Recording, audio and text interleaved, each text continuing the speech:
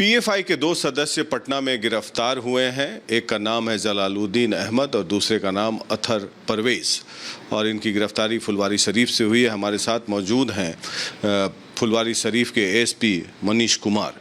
मनीष जी, ये जो गिरफ्तारियां हुई 11 जुलाई को ही, प्रधानमंत्री मोदी का विजिट था 12 तारीख को, तो क्या इससे कोई लिंक है इसका? आप लोग को क्या टिप ऑफ मिला?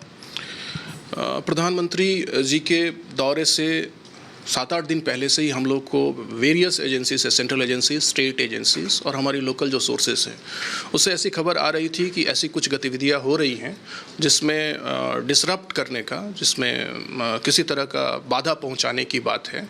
लेकिन हम लोग इवेलुएट कर रहे हैं कि स्केल क्या है और प्लानिंग क्या है। तो हम लोगों ने सबसे पहले साइंटिफिकली और टेक्निकली इसको वेरीफाई किया और हमारे जो लोकल सोर्स ग्राउंड पे होते हैं उससे भी वेरीफाई किया, तो पता चला कि हाँ, ऐसा हुआ है। पिछले 2 महीनों से एक ट्रेनिंग कैंप कवर्ट वे में चल रहा है, जिसका मकसद है लोगों को ट्रेंड करना और ट्रेंड करके किसी भी अल्ट्रा कंजर्वेटिव एक्टिविटीज़ को, जिसको आप टेररिस्ट एक्टिविटीज़ बोलते हैं, उसको कराना। तो हम लोगों ने ठीक 11 तारीख की शाम को उस जगह को रेड किया, आइडेंटिफाई करके, और रेड करने के बाद 2 लोगों को डिटेन किया। मिस्टर जलालुद्दीन जो रिटायर्ड सब इंस्पेक्टर हैं झारखंड पुलिस से, और दूसरे मिस्टर अतहर परवेज जिनका पास्ट बहुत ही कलंकित रहा है। ये सिमी के पहले एक्टिव मेंबर रहे और सिमी के जितने भी एक्टिविस्ट बिहार में हैं उन सबों के ये बेलर रहे हैं। और पिछले 2 सालों से, जैसा इन्होंने बताया है, हम लोग इसको वेरीफाई कर रहे हैं, ये पीएफआई और एसडीपीआई का जनरल सेक्रेटरी बन करके यहाँ कॉवर्ट ऑपरेशन करा रहे थे। और कॉवर्ट ऑपरेशन में ये इनके बारे में बताया गया कि किसी एक मस्जिद के ये प्रबंधक कमेटी के मेंबर भी हैं। तो लोगों को रेडिकलाइज करना उनके दिमाग में। प्राइम मिनिस्टर मोदी का प्रोग्राम को डिस्टर्ब करने का मकसद था इनका? It's too early to comment on this particular point. हमारे इन्वेस्टिगेशन इस तरफ है, लेकिन हमें लगता है कि थोड़ा वक्त चाहिए इन्वेस्टिगेशन को, तब हम लोग इसको कर पाएंगे। तो इसमें रिक्रूटमेंट और ट्रेनिंग की क्या बात आ रही है? इसमें जो रिक्रूटमेंट है, रिक्रूटमेंट ये लोग स्लीपर सेल का और जो भी इनके लोकल नेट्स हैं उनका रिक्रूटमेंट हो रहा था और ये लोग प्रॉपर ट्रेंड कर रहे थे, लोगों को प्रॉपर ट्रेंड कर रहे थे और मार्शल आर्ट के नाम पर या आइडियोलॉजिकल क्लासेस के नाम पर लोगों को रेडिकलाइज कर रहे थे और रेडिकलाइज करके उनको वेरियस सेक्टर्स में यूज़ कर रहे थे।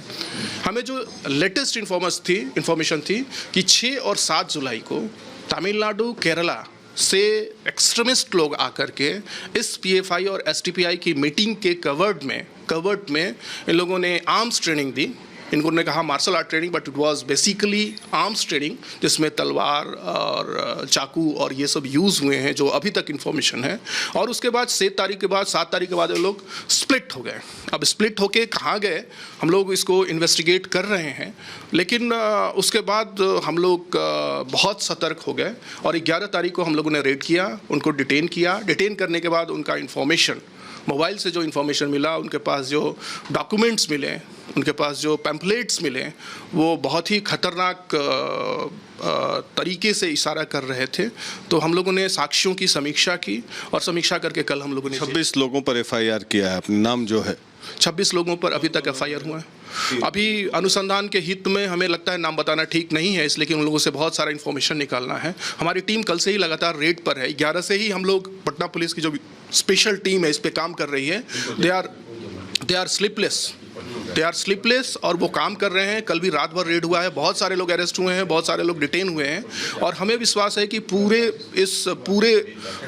ये जो रैकेट है, ये पूरा जो ग्रुप है, इसको हम लोग बस्ट करेंगे। तो तीसरे व्यक्ति की भी गिरफ्तारी हुई है? यस, तीसरे व्यक्ति की गिरफ्तारी हो चुकी है। वो नाम मत अभी हमसे पूछिए तो ज़्यादा बेहतर होगा।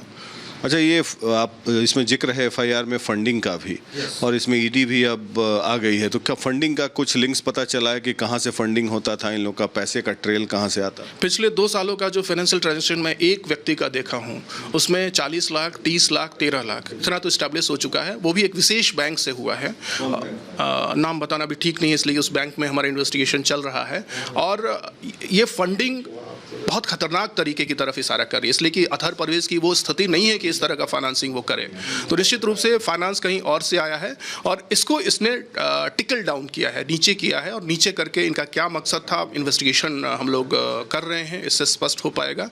लेकिन जो अभी तक साक्ष्य हैं उसके हिसाब से जो इशारा है वो किसी गंभीर विदेश से पैसे ट्रांसफ़र हो रहे थे? अभी तो मैं नहीं कह सकता हूं, जब एक बार फाइनेंशियल ट्रांजैक्शन पूरी तरह से हम लोग ट्रेल कर लेंगे उसके बाद ये कहने की स्थिति में होंगे, लेकिन ऐसा लगता है। और एनआईए और अदर इन्वेस्टिगेटिंग एजेंसीज भी इसमें शामिल है जांच में। Right from the day first हम लोगों ने ज्वाइंट एफर्ट किया है, एनआईए की टीम है, एटीएस की टीम है, स्पेशल ब्रांच की टीम है, हमारी लोकल पुलिस है, और हम लोग मिलकर के टीम वर्क कर रहे हैं। और हम लोगों ने बहुत अच्छा, पटना पुलिस ने बहुत अच्छा अभी तक काम किया है और मेरा विश्वास है कि हम लोग और अच्छा करेंगे।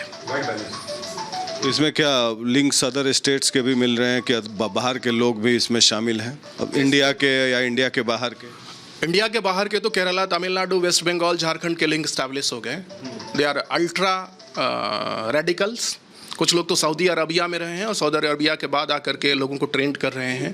तो जो लिंक्स मिले हैं वो देश में सब जगहों के मिले हैं, और जिन लोगों के लिंक्स मिले हैं उनमें ख़तरनाक बात ये है कि सब लोगों ने अपना आईडी बदल करके या तो सफ़र किया या आईडी बदल करके पटना में रुके। तो ये ठीक नहीं है, दिस इज़ नॉट गुड।